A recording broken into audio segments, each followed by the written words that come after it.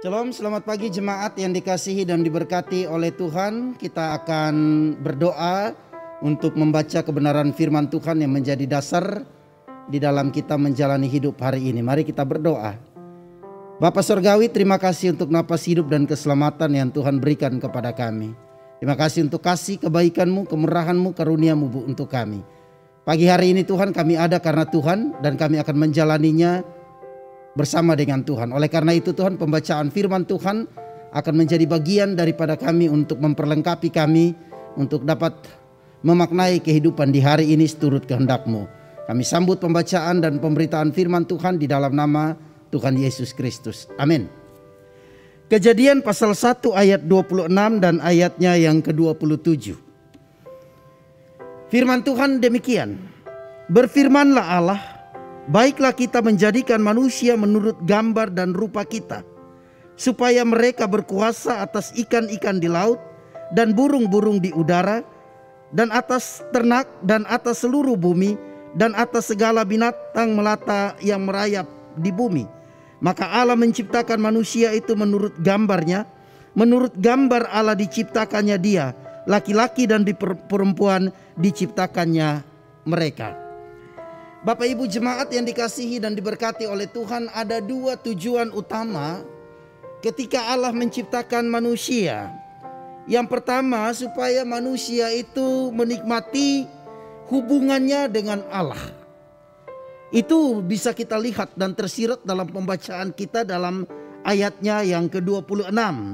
Firman Tuhan mengatakan bahwa manusia diciptakan menurut gambar dan rupa daripada Allah. Maksudnya adalah bahwa manusia kita diciptakan menurut gambar dan rupa Tuhan itu supaya kita memiliki sifat karakter seperti karakter daripada Allah. Artinya bahwa kita diciptakan, manusia kita diciptakan dengan segenap natur, dengan segenap sifat yang ada pada Allah. Yakni kita tahu bahwa Allah adalah Allah yang baik, Allah yang kasih, Allah yang adil dan seterusnya. Itu berarti suka atau tidak suka, mau atau tidak mau, sebagai manusia yang diciptakan menurut gambar dan rupa Tuhan, kita harus bersikap adil dalam kehidupan kita. Kita harus bersikap baik dalam kehidupan kita, baik kepada sesama, terutama kepada Tuhan yang telah menciptakan kita. Dan maksud daripada Tuhan menciptakan manusia menurut gambar dan rupa dari Allah adalah supaya kita manusia dapat bersekutu atau dapat menikmati hubungan yang intim, hubungan yang akrab, hubungan yang baik dengan Allah. Ciptaan yang lain tidak diberikan kesempatan seperti itu. Tetapi kita manusia, kita diberikan kekhususan di mana kita dapat menikmati persekutuan, di mana kita dapat menikmati suatu hubungan yang baik, suatu hubungan yang intim dengan Tuhan. Maka hubungan ini adalah sebuah kesempatan bagi Bapak Ibu Saudara dan saya untuk menyampaikan keluh kesah kita kepada Tuhan. Terlebih ketika kita berada di situasi yang sulit seperti ini. Mari tidak jemu-jemu, kita datang kepada Tuhan. Kita mengadukan semua persoalan kita kepada Tuhan. Karena Tuhan begitu baik kepada kita. Dia memberikan sebuah kehormatan, sebuah kesempatan yang indah, sehingga Bapak Ibu Saudara dan saya kita bisa bercakap-cakap dengan Tuhan. Yang kedua adalah supaya kita mengelola ciptaan-ciptaan yang ada.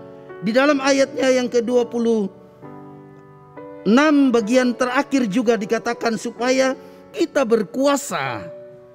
Ya, berkuasa artinya kita diberi wewenang untuk mengelola ciptaan yang ada. Artinya apa? Bahwa Allah memberikan tanggung jawab kepada kita untuk menjaga, untuk melestarikan apa yang sudah diciptakan oleh Tuhan. Bapak Ibu Saudara yang dikasihi dan diberkati oleh Tuhan, pandemi yang terjadi sekarang kita tidak tahu apa yang menjadi soal. Tetapi jikalau ini terjadi karena kesalahan manusia, Oleh karena ada sesuatu yang dilakukan oleh manusia, itu berarti menandakan bahwa manusia sudah menyalahgunakan kekuasaan. Mari sebagai orang yang diciptakan oleh Tuhan, memiliki hubungan intim dengan Tuhan, jangan kita berbuat sesuatu yang kemudian mencoreng citra Tuhan, yang pada akhirnya seolah-olah kita yang paling hebat, kita yang paling berkuasa.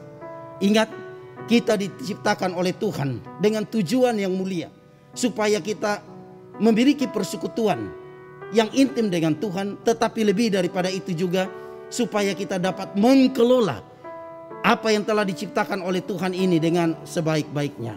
Maka marilah dalam hidup ini kita bergantung kepada Tuhan. Kita selalu meminta petunjuk daripada Tuhan, supaya kita tidak salah di dalam melangkahkan kaki kita, di dalam mengelola segala sesuatu yang Tuhan percayakan kepada kita. Tuhan Yesus memberkati kita, Tuhan Yesus memberkati firman-Nya. Mari kita berdoa. Bapa, kami diciptakan dengan tujuan yang mulia dari Tuhan, supaya kami memiliki persekutuan yang intim dengan Tuhan. Tuhan, tolong kami sekalian yang telah diciptakan menurut gambar dan rupa Tuhan, supaya kami memiliki pikiran-pikiran yang baik, yang positif. Bahkan lebih daripada itu, supaya kami memuliakan Tuhan dalam hidup kami. Dan terlebih ketika Tuhan memberikan tanggung jawab kepada kami untuk mengelola bumi ini, kami melakukannya dengan baik dalam pekerjaan, dalam tugas tanggung jawab, sehingga itu pun menjadi berkat bagi sesama kami, bagi orang lain, dan bagi diri kami, dan teristimewa untuk kemuliaan bagi nama Tuhan. Berkati hidup kami hari ini, jauhkan dari segala hal yang tidak diinginkan, sakit penyakit jauhkan dari kami. Dalam nama Yesus Kristus kami sudah berdoa dan bersyukur kepada Bapa di sorga. Amin.